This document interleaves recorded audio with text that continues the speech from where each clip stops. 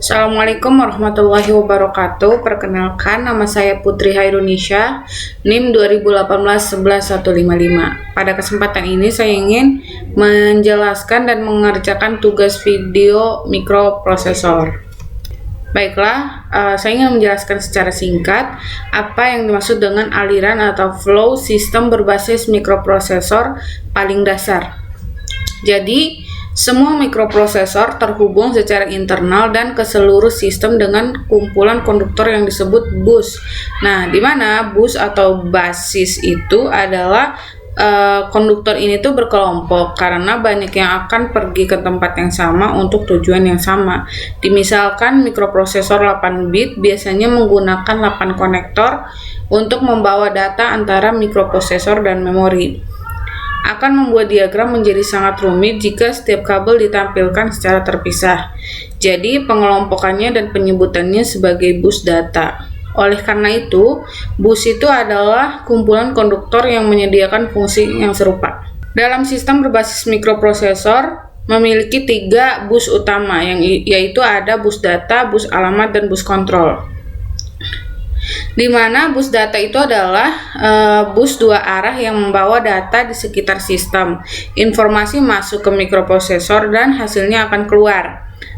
Bus alamat itu adalah membawa alamat dan merupakan bus 1 arah dari mikroprosesor ke memori atau perangkat lain.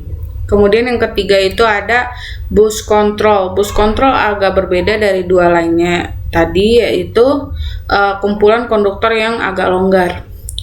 Jadi jika kita melihat pada sistem berbasis mikroprosesor, kita dapat dengan mudah melihat bus data dan alamat karena terdiri dari banyak koneksi paralel.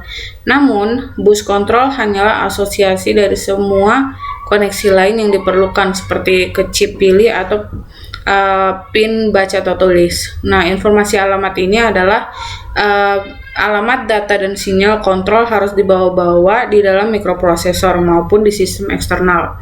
Oleh karena itu, kami akan bertemu bus internal maupun eksternal.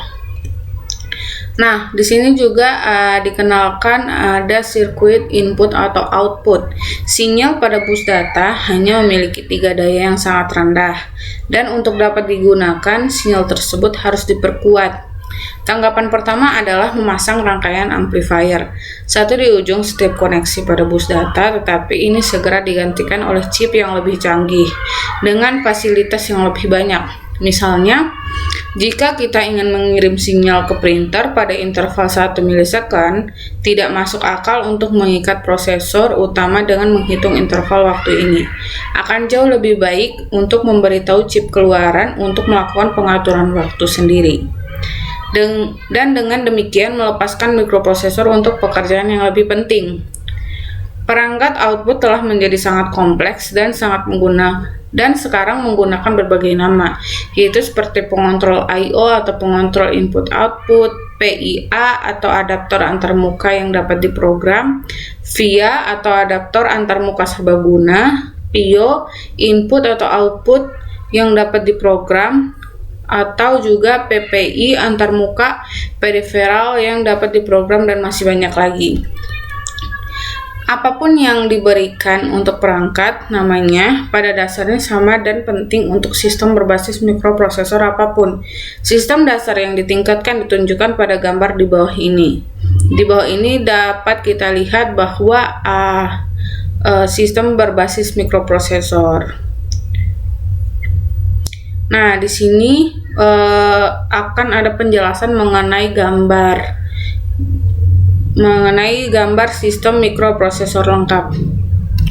Dapat kita lihat pada gambar di sini dengan penjelasan seperti untuk mendemonstrasikan operasinya, kita dapat memintanya untuk melakukan tugas sederhana, di mana kita diinstruksikan untuk bagaimana kita mengirim nilai atau nomor 25H yang ada di ROM dan disimpan di RAM di alamat 2500H.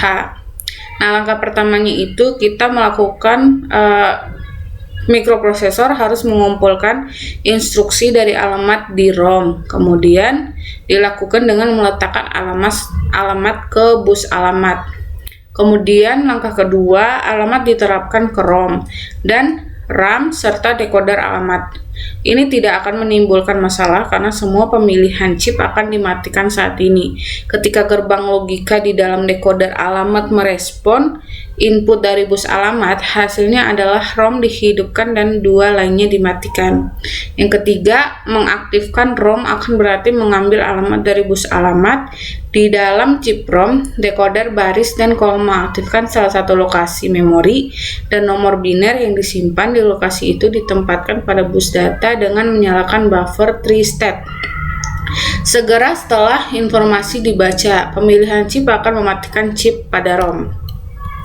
Kemudian langkah kerja yang keempat itu ada informasi yang sekarang ada di bus data dibaca oleh mikroprosesor. Nah, ini adalah instruksi yang dapat diartikan sebagai pergi ke alamat F600H dan baca nomor yang disimpan di alamat itu.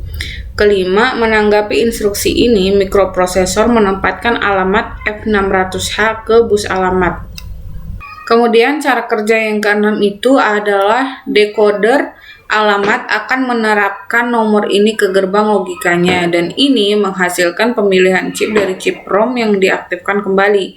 Chip ROM menerima alamat F600H ke dalam decoder dan kolom decoder baris dan kolomnya, dan kemudian masukkan nomor 25H ke bus data. Kemudian langkah yang ketujuh adalah nomor ini disimpan sementara di mikroprosesornya. Nah, langkah ke-8, mikroprosesor kemudian menempatkan nomor 2500H ke bus alamat dan decoder alamat menempatkan sinyal pada pemilihan chip dari chip RAM untuk menyalakannya. Kemudian mengirimkan logika 1 pada baris baca atau tulis. RAM dihidupkan dan diperintahkan untuk membaca data pada bus data. Jalur baca atau tulis juga masuk ke chip I/O, tetapi sekali saja. Tetapi sekali lagi, ini tidak menyebabkan masalah karena jalur pemilihan chip membuatnya lebih tetap dimatikan. Jadi nomor 25 sekarang disimpan dengan aman di chip RAM dan akan tetap ada sampai ditimpa dengan informasi baru atau daya dimatikan. Selesai. Terima kasih banyak saya ucapkan kepada Pak Agung Untoro. Terima kasih. Wabillahi taufiq wal hidayah. Assalamualaikum warahmatullahi wabarakatuh.